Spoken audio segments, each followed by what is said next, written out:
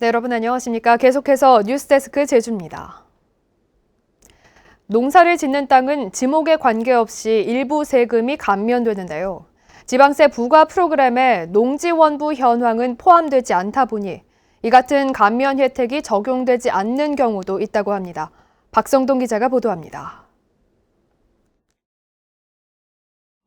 5년 전 집을 지으려고 지목상 대지를 구입한 양기호 씨.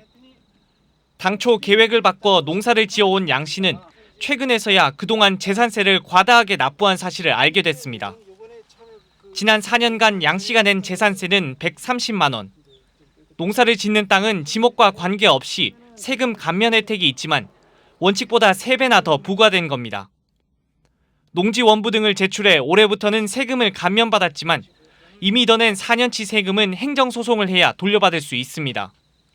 지금 지목대로만 세금을 부과하다 보니까 지금 피해보고 있는 사람들이 어느 정도인지 시청에서는 아예 지금 판단이 안 되고 있는 겁니다. 양 씨처럼 농지에 과다한 세금이 통보돼 해마다 20건 안팎의 이의 신청이 접수되고 있습니다. 지자체 지방세 관리 프로그램에 농지원부 현황이 반영되지 않다 보니 농사는 짓고 있지만 세금 감면 혜택을 적용받지 못하는 사례들이 발생하고 있는 겁니다. 부과건과 현황이 좀 다르게 되면 1차적으로 본인이 신고를 하게끔 되어 있습니다. 전수조사를 계속 하지는 못하고요. 저희가 가서 알게 되는 거에 대해서 직권으로 변경을 해서 부과를 하고 있습니다. 반대로 농지로 등록돼 있지만 실제 농사는 짓지 않으면서 세금 감면 혜택만 받는 땅도 2천여 필지. 공정한 과세를 위한 적극적인 행정이 아쉬운 지점입니다. MBC 뉴스 박성동입니다. 아동 특별돌봄 지원금이 추석 전에 지급됩니다. 제주도는 2014년 1월 이후에 태어난 아동 36,546명에게 1인당 20만 원씩 특별돌봄 지원금을 내일 아동수당 계좌를 통해 현금으로 지급한다고 밝혔습니다. 또 이번 달에 태어났지만 출생신고가 늦은 경우에 한해 올해 말까지 아동수당과 함께 특별돌봄 지원금을 지급할 방침입니다.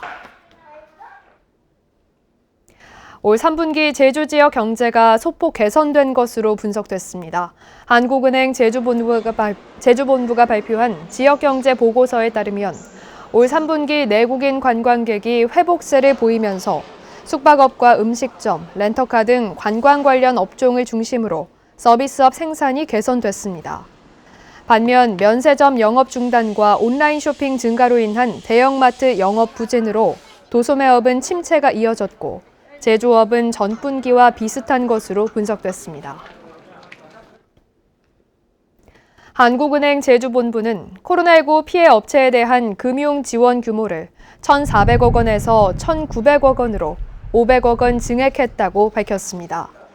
한국은행은 지난 3월부터 코로나19로 피해가 예상되는 서비스업과 중소기업에 대한 금융 지원을 하고 있는데 해당 자금은 이달 말 100% 소진될 예정입니다. 이와 함께 은행의 대출 취급 기한은 당초 이달 말에서 내년 3월까지 6개월 연장됩니다. 코로나19 여파로 비정규직 일자리가 크게 감소했습니다. 제주도 비정규직 근로자 지원센터에 따르면 지난달 임시직 근로자는 5만 5천 명으로 지난해보다 16.5% 줄었고 일용 근로자도 2만 5천 명으로 17.5% 감소했습니다. 비정규직 근로자 지원센터는 코로나19 여파로 경기가 악화되면서 관광 서비스업과 건설업 노동자 등이 일자리를 잃은 것으로 분석했습니다. 제주 지역 전통시장 화재보험 가입률이 전국에서 가장 낮았습니다. 소상공인시장진흥공단이 국회에 제출한 자료에 따르면 재작년 제주도 내 전통시장 화재보험 가입률은 21.1%로 17개 시도 가운데 최하위를 기록했습니다.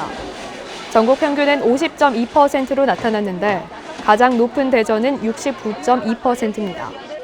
미가입 사유는 절반가량이 보험료 부담을 꼽아 개선 대책이 필요한 것으로 나타났습니다. 뉴스데스크 제주를 마칩니다. 고맙습니다.